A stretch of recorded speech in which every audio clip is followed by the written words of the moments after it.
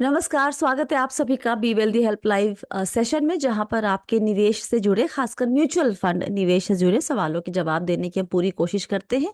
और आज हमारे साथ हैं विरल भट्ट, फाउंडर मनी मंत्रा, जो आपके सवालों के जवाब देंगे।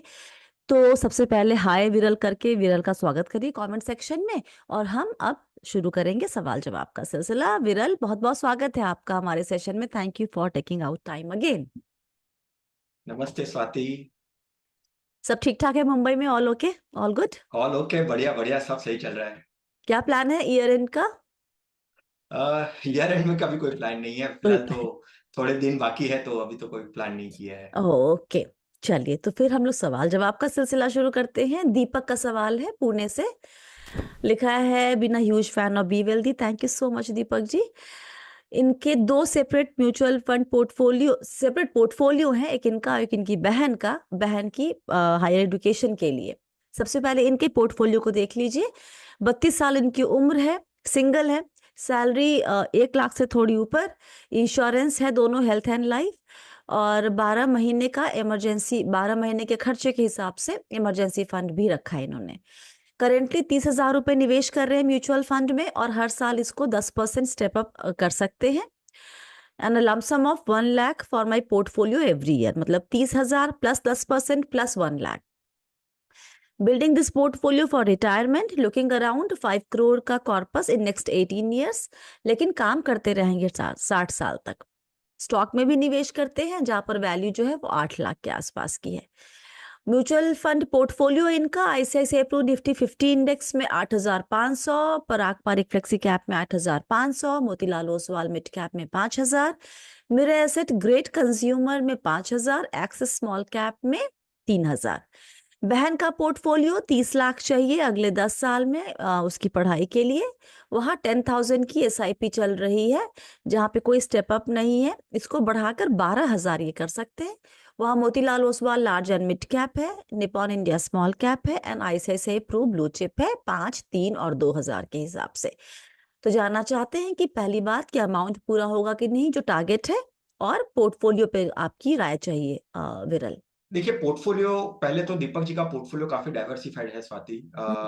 लार्ज मिड फ्लेक्सी, एक सेक्टोरियल फंड है, और स्मॉल कैप में भी इन्वेस्टमेंट किया है। जी। टाइम होराइजन के पॉइंट ऑफ व्यू से ये पर्टिकुलर पोर्टफोलियो जो है काफी सही है, कोई दिक्कत नहीं है। कैलकुलेशन पे आते हैं, करंट एसआईपी और स्टेप अप दोनों को अगर जोड़ दे तो एसआईपी से कम वो 4,28,00,000 जितना जुटा पाएंगे, जी। 12% अनुमान से। हम्म। और सेपरेटली 1 लाख भी वो हर साल निवेश करना चाहते हैं तो उससे कम से कम वो 58 लैक्स 58 लाख जुटा पाएंगे 12% अनुमान से। हम्म। और अगर हम देखें तो वो 60 इयर्स की उनकी रिटायरमेंट रहेगी, हम्म। राइट। बट उनका जो टारगेट है यहाँ से 18 साल का है, हम्म। राइट। तो इनकम भी जनरेशन चालू रहेगी, और कॉर्पस 18 साल के नजरिए से बनाना है। मुझे लगता है ओवरऑल अगर देखें तो उनका पोर्टफोलियो काफी अच्छी तरीके से वो कर पाएंगे। हम्म। और अगर मैं ये भी अनुमान लगा लूं, जस्ट मैंने कैलकुलेशन किया मेरे एंड से, कि अगर वो 60 इयर्स तक भी करते हैं तो ओवरऑल 19 करोड़ का कॉर्पस वो ओवरऑल जुटा पाएंगे। बट अगर 18 साल की बात करें तो ओवरऑल 5.25 करोड़ के आसपास का कॉर्पस वो बना सकते हैं। तो मतलब रिटायरमेंट वाले कॉर्पस में तो कोई दिक्कत नहीं है, जो उनका 5 करोड़ का टारगेट है राइट। वो उसके ऊपर ही जाएगा। और क्योंकि हमने सिर्फ 12% ही, एक सो कंजर्वेटिव तो नहीं बोलेंगे, लेकिन फिर भी इक्विटी में टुवर्ड्स द लोअर साइड ही मान के चलते हैं, तो उसके हिसाब से हो जाएगा। पोर्टफोलियो में कोई चेंज करने की जरूरत नहीं है, राइट? राइट, कोई जरूरत नहीं और है। बहन के लिए जो टारगेट है उसमें?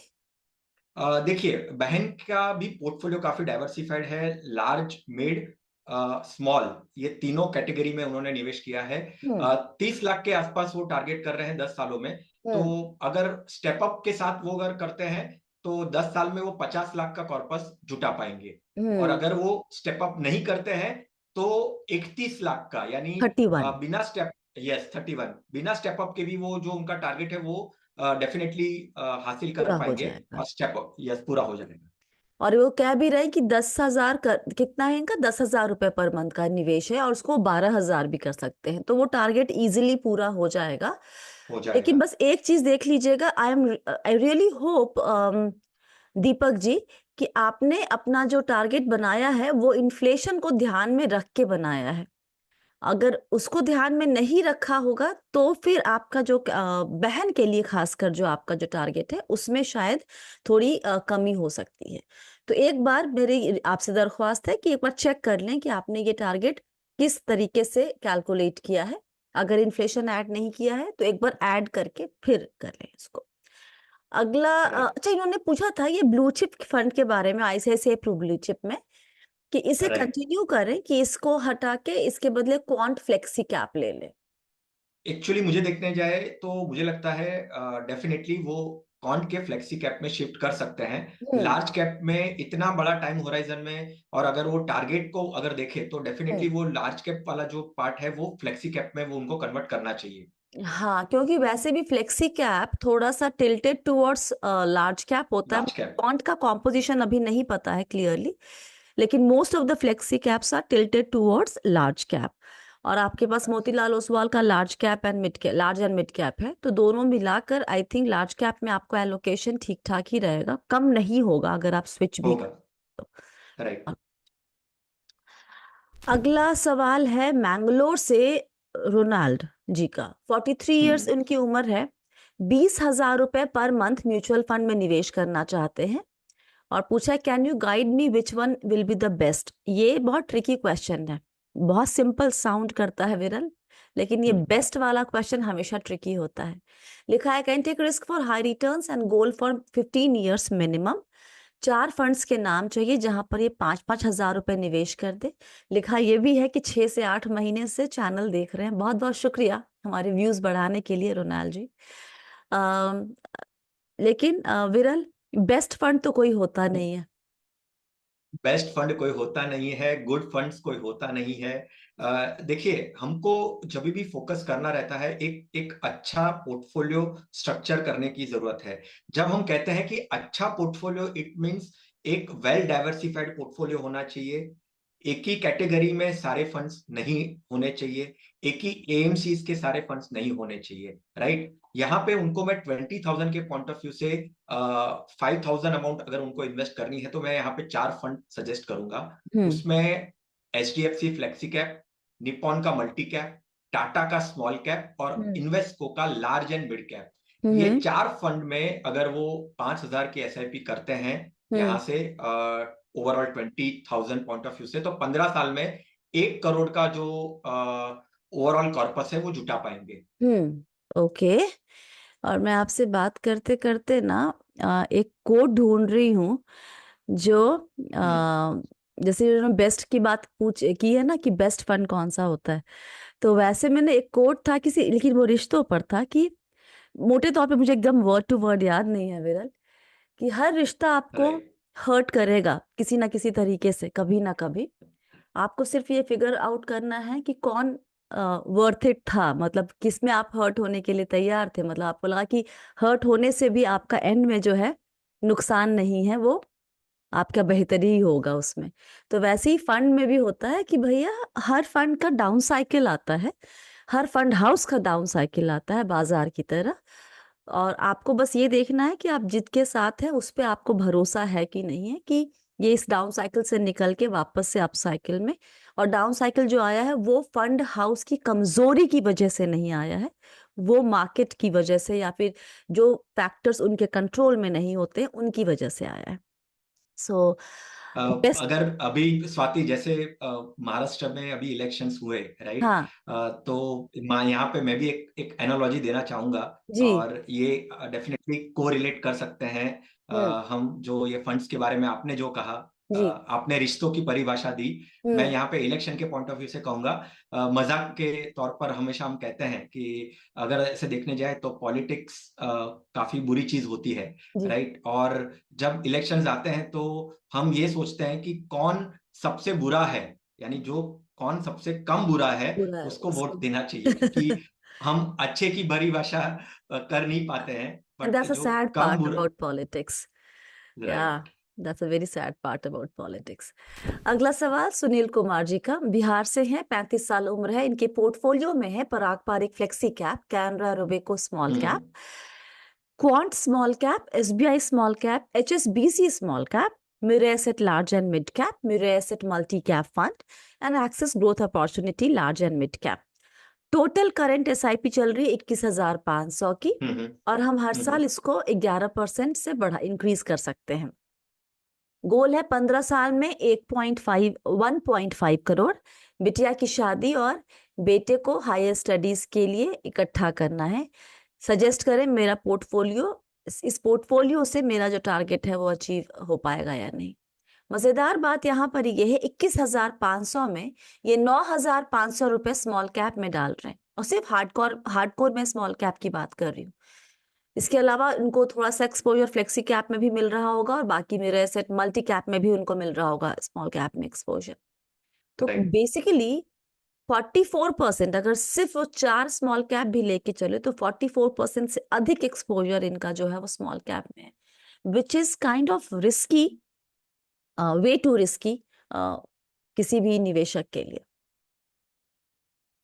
सही कहा स्वाति। पहले तो आंसर के पहले मैं यहाँ पे ये जो हम शो कर रहे हैं बी वेल्दी, उसमें सभी दर्शकों को मुझे लग रहा है काफी कंटिन्यूसली सुन रहे हैं हमें, और मैं बधाई देना चाहूंगा कि ये दूसरा क्वेश्चन है आज का कि जहाँ पे लोग स्टेप अप के बारे में भी सोच रहे हैं। यानी 2 लगातार सवाल में स्टेप अप के बारे में जो जागरूकता आई है लोगों में कि स्टेप अप भी इम्पोर्टेंट है। नॉर्मल तीनों सवाल में स्टेप अप का जिक्र है, एक ने कहा मैं स्टेप अप नहीं करूंगा। अच्छा। क्योंकि स्टेप अप से वो फेमिलियर है टर्म से। राइट। सो डेफिनेटली आपने सही कहा स्वाति, काफी हायर एलोकेशन है, कॉन्सेंट्रेटेड रिस्क स्मॉल कैप में बहुत ज्यादा है। ओवरऑल 8 फंड है, 8 फंड में से 4 स्मॉल कैप है। मैं यहाँ पे उनके ये 8 फंड में से 4 फंड में से निकलने की सलाह दूंगा। एक तो जो कॉन्ट का फंड है वो, SBI का स्मॉल कैप है वो, HSBC का स्मॉल कैप है वो, और मिराई का जो लार्ज एंड मिड कैप है वो, क्योंकि 2 large and mid cap category वाले फंड्स है ओवरऑल पोर्टफोलियो में। तो ये 4 फंड में से निकलिए। ये 4 फंड में से निकलने के बाद आपको सिर्फ 2 फंड ऐड करने हैं, आपको 4 फंड ऐड नहीं करने हैं। जो उनका टारगेट है, गोल है, जो प्लानिंग वो सोच रहे हैं, उसके हिसाब से उनको हाइब्रिड कैटेगरी में 2 एलोकेशन में यहाँ पे सजेस्ट करना चाहूंगा। Why hybrid when the duration is ठीक ठाक 15 years? डेफिनेटली, बट देखिए यहाँ पे जो वो उनके डॉटर के एजुकेशन के पॉइंट ऑफ व्यू से कह रहे हैं, क्योंकि देखिए अगर हम ओवरऑल 6 फंड का पोर्टफोलियो बनाते हैं, 4 प्योर इक्विटी का बनाते हैं और 2 हाइब्रिड का बनाते हैं, और हाइब्रिड में भी मैं एक एग्रेसिव हाइब्रिड और एक मल्टी एसेट यहाँ पे सिलेक्ट करूंगा, जो अगर मार्केट में वॉलेटिलिटी आती है, डाउन साइड जाता है, तो एक ब्रॉड पीरियड तक मार्केट है ना मूवमेंट भी नहीं होती है। डाउनसाइड प्रोटेक्शन के हिसाब से आप बात कर रहे हैं। एब्सोल्युटली।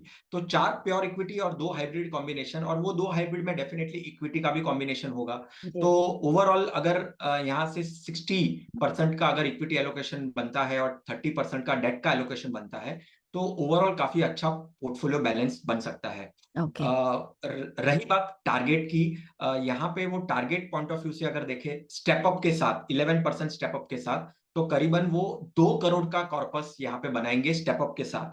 और अगर वो स्टेप अप नहीं करते हैं तो कम से कम 1,70,00,000 का कॉर्पस वो बना पाएंगे। ऑलराइट। देखिए आप लोग सब लोग जो सुन रहे हैं ना, स्मॉल कैप मिड कैप में ओवरऑल एक्सपोजर अभी ऑफ लेट बहुतों के पोर्टफोलियो में बहुत ज्यादा बढ़ गया होगा, बढ़ा भी होगा इसलिए क्योंकि उसमें एक अच्छी तेजी देखने को मिली हमें बीते 1-1.5 साल में, और इसलिए भी क्योंकि आप में से कईयों ने, आपको फोमो हुआ होगा क्योंकि तेजी आई है और आपको लगा कि अरे यहाँ तो बड़ी अच्छी रिटर्न आ रहे हैं तो इसको पोर्टफोलियो में जगह दो। लेकिन इस चक्कर में पूरा जो पोर्टफोलियो का एलोकेशन है ना, एक तो आप बहुत लोग एलोकेशन करते ही नहीं है, ध्यान ही नहीं देते एलोकेशन पे, और इस चक्कर में इन दोनों का बहुत ज्यादा एलोकेशन बढ़ जाता है, और जब भी बाजार में एक गिरावट आएगी या एक लंबा दौर आएगा मंदी का, तो it's going to hurt your portfolio big time. और इसीलिए डाउनसाइड प्रोटेक्शन को मैनेज करने के लिए there has to be a diversification and proper asset allocation and rebalancing of portfolio. इन तीनों टर्म्स को ना आप एकदम घुट्टी की तरह पी जाइए कि भैया ये मेरे पोर्टफोलियो में 3 चीज तो होनी ही होनी है, नहीं करेंगे तो फिर तकलीफ होगी। रिस्की सबको लगता है कि हम ले सकते हैं, जब बाजार गिरता है तो सबके बस की बात होती नहीं है। योगेश कुमार जी का सवाल है, 40 साल उम्र है, गुरुग्राम हरियाणा में रहते हैं। लिखा है कि मैं रेगुलरली आपका शो देखता हूँ B Wealthy, thank you so much. CRPF में ये डेप्यूटी कमांडेंट है।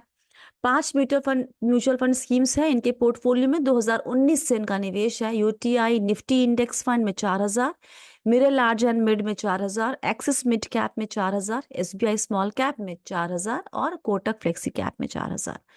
एक नया स्कीम जोड़ना चाहते हैं 5000 पर मंथ की एसआईपी के लिए, और 20 साल उसका नजरिया है निवेश का। ये भी शेयर कर रहे हैं कि 1 करोड़ का टर्म इंश्योरेंस है, पोस्टल लाइफ इंश्योरेंस है, सुकन्या समृद्धि योजना भी इनके पास है, एनपीएस सब्सक्राइबर भी है। एम क्या है इनका? Aim is to create 1 crore wealth after 10 years for my daughter's education and 1 crore for my daughter's marriage after 15 years। 3 crore 20 साल के बाद घर खरीदने के लिए। ऑलरेडी कॉर्पस में 20 लाख रुपए हैं। अब क्योंकि फील्ड ड्यूटीज पे रहते हैं तो ये अपना पोर्टफोलियो फ्रीक्वेंटली ट्रैक नहीं कर पाते हैं, इसलिए हमारी इनको सलाह चाहिए। और ये भी जानना चाहते हैं कि कौन सा इंडेक्स फंड बेहतर होता है, निफ्टी इंडेक्स फंड और next Nifty index fund. Nifty next index fund होगा। यप, यही इनके सवाल हैं यहाँ पर। पहली बात ना, मुझे इस तरह के सवाल में ना विरल, सॉरी 1 सेकंड और लेती हूँ। जब भी कोई पेरेंट कहते हैं कि they want to accumulate 1 crore और 2 crore for the marriage purpose, मुझे ना दिल से तकलीफ होती है। It's hard earned money and specially in his case जो फील्ड ड्यूटीज में रहते हैं, और it's just a sheer, for me it's a sheer waste of money to spend that kind of amount on a marriage. But anyway, आप बताएं। सही कहा। ये हमेशा एक एक ये कह सकते हैं कि कंफ्यूजन क्रिएट करता है इमोशनल और प्रैक्टिकलिटी में। इमोशनल वे में डेफिनेटली इसका कोई आंसर नहीं होता है, but practical point of view से डेफिनेटली जैसे आपने कहा ये सही नहीं है। हालांकि इनके पोर्टफोलियो की बात करें, एक फंड ऐड करना चाहते हैं। यहाँ पे मल्टी कैप का एलोकेशन नहीं है इनके पोर्टफोलियो में। तो अगर वो और एक 5000 की एसआईपी अगर करना चाहते हैं स्वाति, तो वो मल्टी कैप में कर सकते हैं। निप्पॉन का मल्टी कैप उनके पोर्टफोलियो में वो ऐड कर सकते हैं। ओके, अभी थोड़ा नंबर्स के बारे में देखते हैं। क्या वो टारगेट अचीव कर पाएंगे, कितना कर पाएंगे। देखिए, उन्होंने अपने ओवरऑल जो गोल्स कहे हैं उन्होंने 3 चीजों में डिवाइड किए हैं। एक तो एजुकेशन, शादी और होम, घर खरीदना है। राइट, घर खरीदना चाहते हैं। अभी अगर ओवरऑल 20 साल का लिखे, पहले देखिए थोड़ा स्टेप बाय स्टेप जाते हैं। 20 साल का अगर पूरा नजरिया देखे तो वो ओवरऑल 4 करोड़ 23 लाख जुटा पाएंगे ओवरऑल 20 सालों में।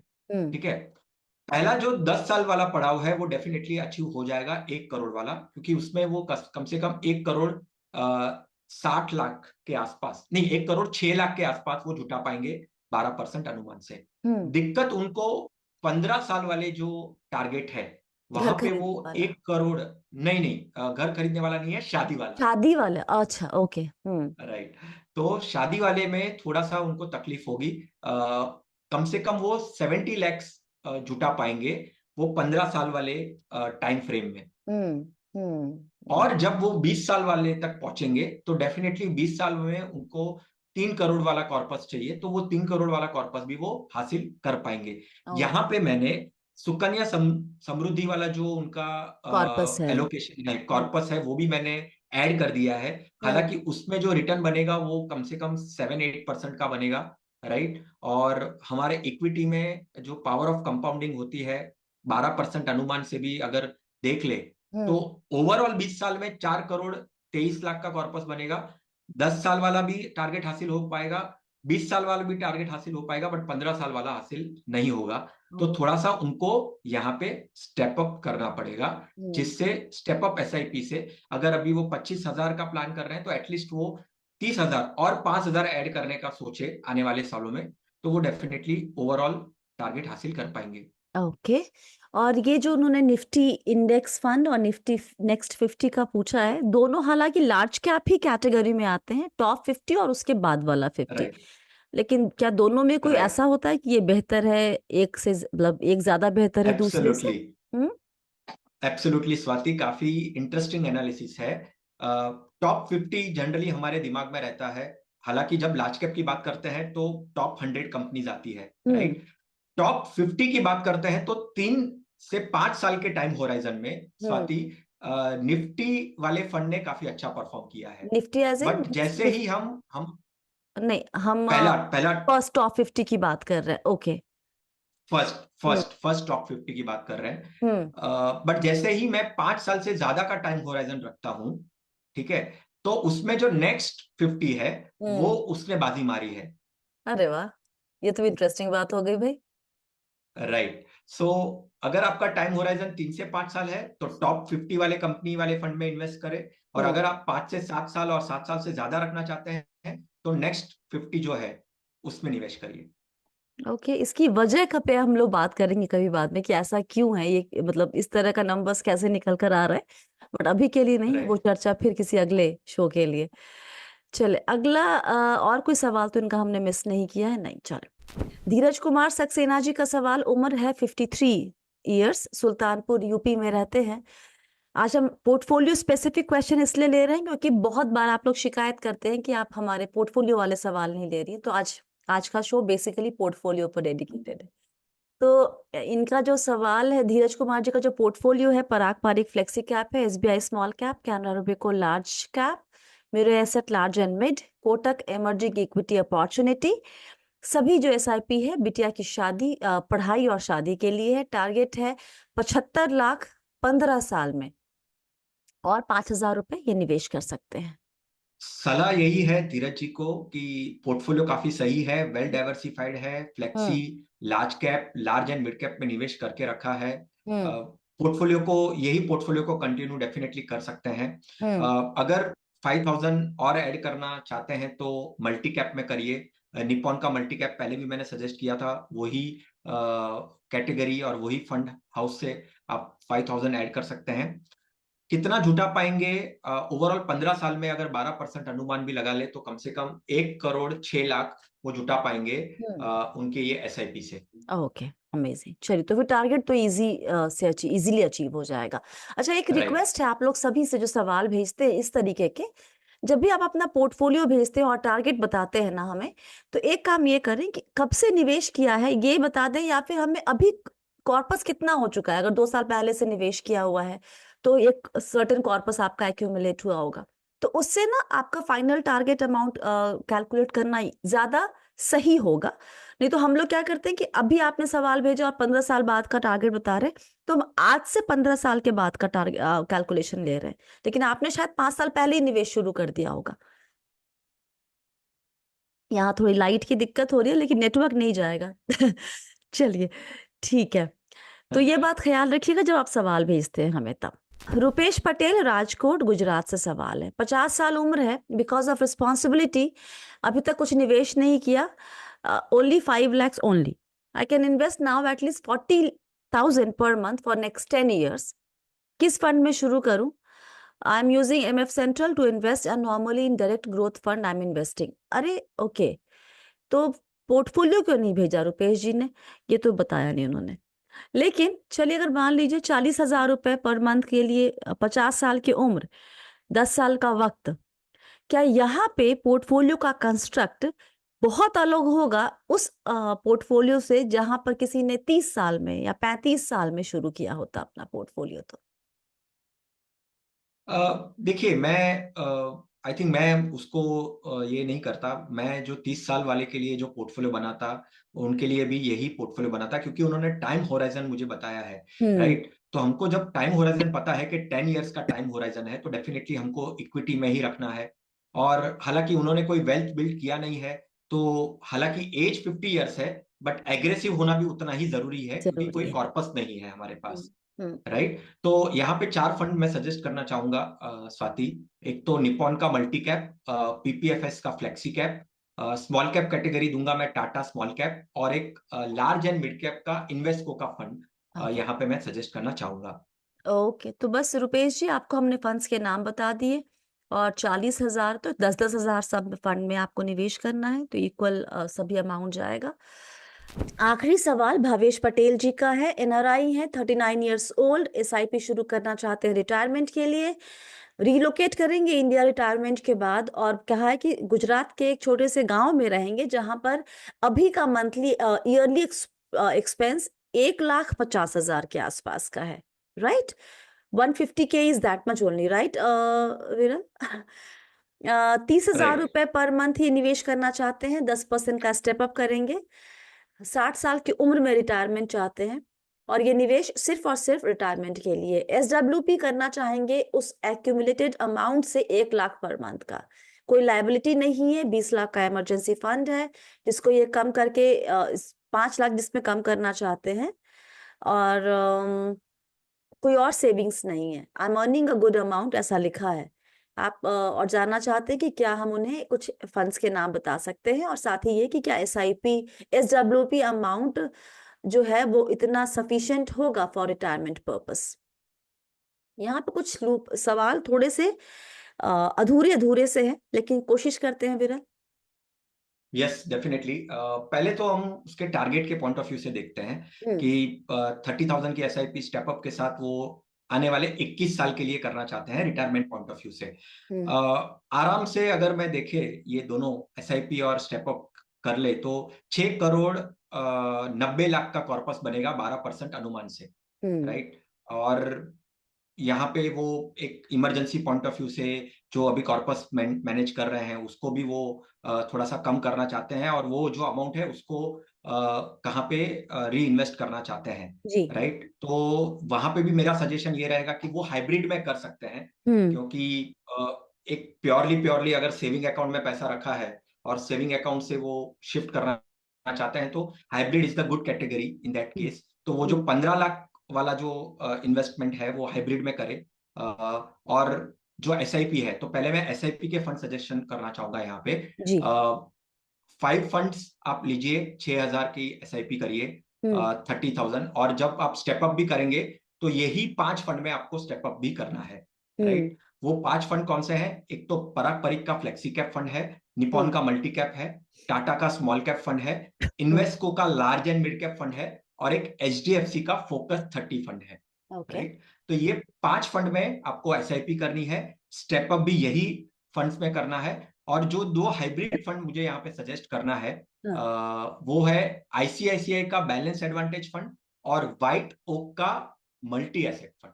जो आपने एक्सपेंसेस के पॉइंट ऑफ व्यू से बात कही स्वाति, यहाँ पे मुझे थोड़ा सा प्रैक्टिकल नहीं लगता है कि वो भले साल में 1.5 लाख का एक्सपेंसेस कह रहे हैं, 12,500 के आसपास का हर महीने का एक्सपेंसेस बनेगा यहाँ पे। मुझे लगता है दिक्कत आनी नहीं चाहिए, क्योंकि कॉर्पस काफी अच्छी तरीके से 7 करोड़ के आसपास का कॉर्पस बन रहा है। तो 7 करोड़ के कॉर्पस से अगर वो 1.5 लाख भी विड्रॉवल सोचेंगे हर साल में, और महीने में कम से कम 12-13 हजार का विड्रॉवल सोचेंगे, तो आराम से वो SWP डेफिनेटली कर सकते हैं ये कॉर्पस के पॉइंट ऑफ व्यू से। बट पॉइंट यहाँ पे सिर्फ मेरा यही है कि जो 1.5 लाख का वो एक्सपेंसेस कह रहे हैं साल में, वो अगर मैं और यहाँ साल भी पकड़ू तो हम्म। इन्फ्लेशन के हिसाब से मुझे लगता है कम से कम 25-30 हजार का हर महीने का एक्सपेंसेस वो पकड़ के चले।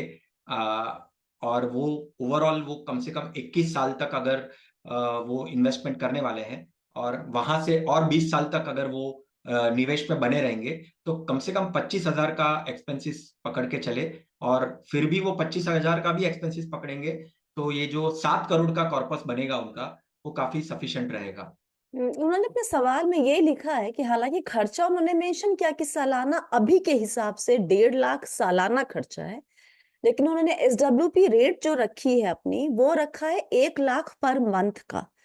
सो आई थिंक वो कहीं ना कहीं इस चीज से वाकिफ है कि inflation would play a big role in next 10-20 years। Right. और राइट। तब भी लेकिन अगर आप 12 लाख भी पर एनम निकालते हैं तो आपका withdrawal rate would be much less, मतलब ठीक 1.5 से 2-2.5% आराम से। के बीच का रहेगा, which is a right. Decent number withdrawal rate. तो आपका कॉर्पस भी बढ़ेगा इनफैक्ट जो इन्वेस्टेड रहेगा, और आप SWP भी करवाएंगे।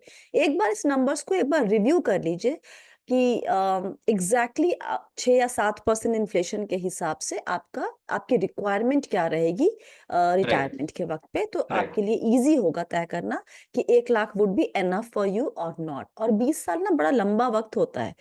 बहुत अभी आपको लग रहा है कि आप गुजरात के एक छोटे से गांव में रिटायर होना चाहेंगे।